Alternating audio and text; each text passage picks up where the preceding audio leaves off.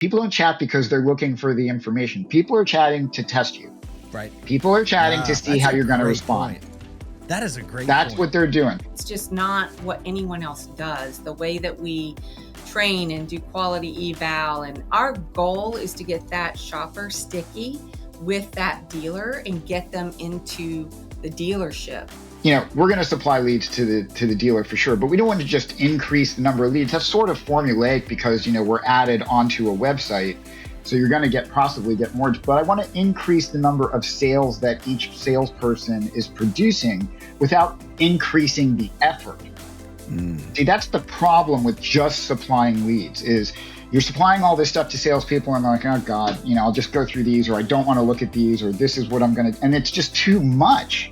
Ted, you're a smart guy. You've sold a tech company already, and you've been in this game for, several decades. Your company has actual humans responding to dealership customers. You are providing chat, capabilities with real people. How and why? It's the relationship when you're talking about sales, especially. It's the relationship with the customer that motivates the customer to want to buy. Customers will just call from one dealership to the other until they hit someone who they feel, okay, this guy understands me, and so I'm going to stay with that. And then they'll stop calling because they've now interacted with someone who they like. If you try to build a relationship with a customer and you're an inanimate object, then the customer knows you're an inanimate object and they're not interested in trying to do that. They know they're not going to connect that way, whereas live people can. And just that feeling of community and of empathy is what actually, it's not the content, although content's valuable. It's really that connection that the customer goes, I like that guy. He works at that dealership. They seem like they know what they're doing. They employed this guy.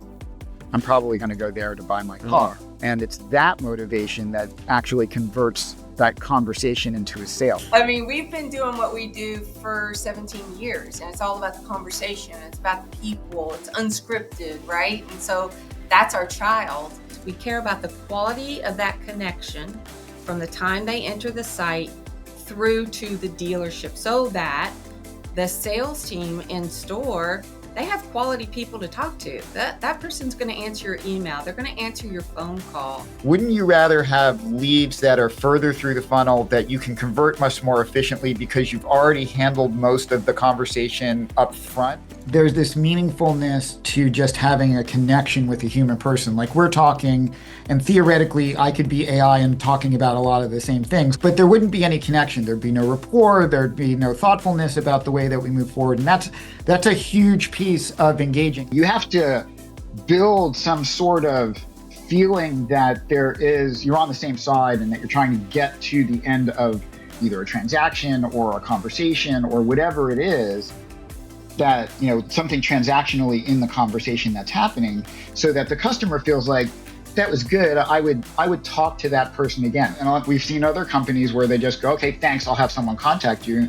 The customer's never talking to you. You get anything that they ask for. Are they afraid to give you a phone number? No. But will they answer the call when you call them?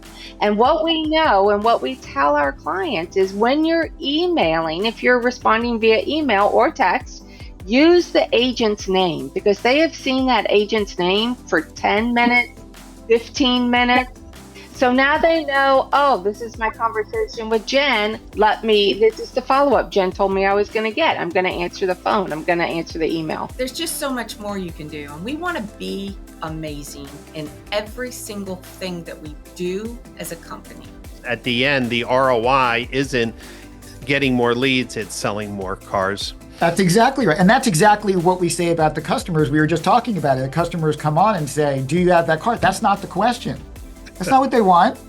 What they want is treat me nice. Are you going to treat me nice? Does that seem like it's okay? Because I'm looking at the car, so I know it's there. I clicked on a VDP, so I know that car has to be there. There was a dealer that signed on with us 2 weeks ago who really thought they wanted to do self-managed and handle the conversations themselves. And because of turnover, they had to change plans, right? And we're like, you know what, we'll do fully managed for you. Our team can handle the conversations. Let's just go ahead and launch. So, and it's a Volkswagen store. And in 2 weeks, we've set 8 appointments and they've sold all 8. So. Excuse me? Yeah. Right. And I'm like, right. Hold on. I think that it's important for people to realize the impact of talking to a human being. It is huge.